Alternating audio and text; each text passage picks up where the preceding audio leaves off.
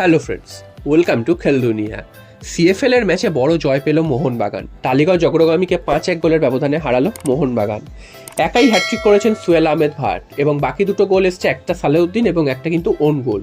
এবং ম্যাচের শেষ মুহূর্তে কিন্তু একটা গোল হজম করে মোহনবাগান। তো সব মিলিয়ে কিন্তু 5-1 গোলের ব্যবধান খুবই ভালো স্কোর লাইন। তবে টালিগঞ্জ অগ্রগামী কিন্তু খুব একটা ভালো দল নয়, তো 5-1 গোলের ব্যবধানটা নিয়ে নাচানাচি করার মতন কোনো বিষয় নেই।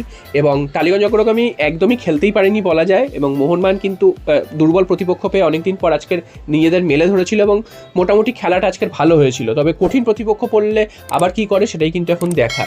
তো যেই কথাগুলো উঠছিল যে মোহনবাগান একেবারেই খেলতে পারছে না, দুটো পাস পরপর খেলতে পারছিল না, আজকের ম্যাচে সেই জিনিসগুলো কিন্তু হয়নি।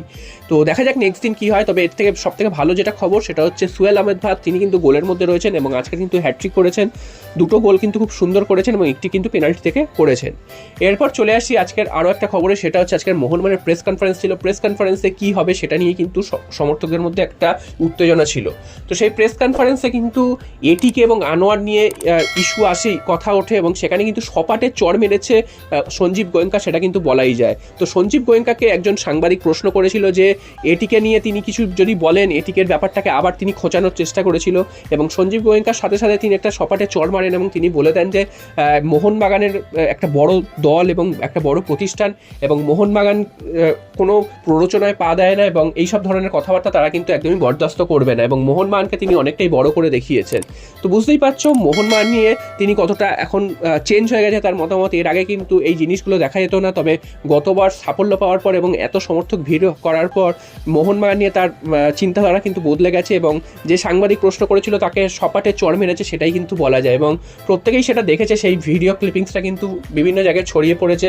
তো বুঝতেই পারছো গোয়েঙ্কা কিন্তু একটা বড় বার্তা দিয়েছে মোহনবাগানকে নিয়ে এবং মোহনবাগানের পাশেই তিনি কিন্তু থেকেছেন এবং এটিকে ব্যাপারটাকে একদমই কিন্তু ফুৎকারে উড়িয়ে দিয়েছেন। তো এটিকে বলে আর কিছু নেই সেটাও তিনি কিন্তু জানিয়ে দিয়েছেন, মোহনবাগানই সব, মোহনবাগানকেই তিনি কিন্তু চেনেন। এরপর চলে আসি মলিনার খবরে। তো মলিনাকেও একই ধরনের প্রশ্ন করা হয়েছিল এবং তিনি কিন্তু বলে দিয়েছেন যে তিনি এর আগে যখন ভারতে এসেছিলেন তিনি কিন্তু এটিকের কোচ হিসাবে এসেছিলেন, তবে এখন যখন তিনি এসেছেন তিনি কিন্তু ডিফারেন্ট ক্লাব অর্থাৎ মোহনবাগানে তিনি কোচ। তো মোহনবাগানের কোচ হওয়ার কিন্তু অনেক দায়িত্ব থাকে এবং মোহনবাগান ভারত শুধু নয়, এশিয়ার অন্যতম সেরা ক্লাব। তো সেই ক্লাবের কোচিং করানো একটা কিন্তু আলাদা ব্যাপার। এই ক্লাবের সমর্থকরা যারা তারা কিন্তু খুবই প্যাশনেট। তো এই ক্লাবের কোচিং করাতে পারে তিনিও গর্বিত এবং এই ক্লাবকে নিয়ে তিনি কিন্তু অনেক ভালো ভালো কথা বলেছেন এবং এটিকে এই শুটারকে তিনিও কিন্তু একদম উড়িয়ে দিয়েছেন বলাই যায়। তো মোহনবাগান সমর্থকদের কিন্তু এটা খুশি হওয়ারই খবর, কারণ এরকমভাবে সঞ্জীব গোয়েঙ্কা এবং কোচের তরফ থেকে এর আগে কিন্তু খুব একটা এরকম স্টেটমেন্ট আসেনি। তো এইটা কিন্তু একটা খুবই ভালো খবর। আর সবশেষে চলে আসি অনিরুদ্ধ থাপার কথায়। তো অনিরুদ্ধ থাপাকে নিয়ে তোমরা অনেকেই ভয় পাচ্ছিলে যে অনিরুদ্ধ থাপা হয়তো মোহনবাগান ছাড়বেন, তিনি অন্য কোনো ক্লাবে যেতে পারেন, তেমনই কিন্তু রিউমার ছিল। গতকালই তোমাদের প্রথম আপডেট দিয়ে দিয়েছিলাম যে অনিরুদ্ধ থাপা মোহনবাগানেই থাকছেন, তিনি কিন্তু আজকে প্র্যাকটিসে জয়েন করবেন। তো সেই রকমই কিন্তু আজকে তিনি প্র্যাকটিসে জয়েন করেছেন, তোমরা সেই ছবি দেখতেও পেয়েছো। তো আলাদা করে ভয় পাওয়ার কিছু নেই এবং আমার কথাটাই লেগে গেছে যে অনিরুদ্ধ থাপা কিন্তু মোহনবাগানই থাকছে, তবে তার জার্সি নাম্বার 7-এর বদলে কিন্তু এবার থেকে 6 পরে তিনি খেলবেন এই মরশুমে।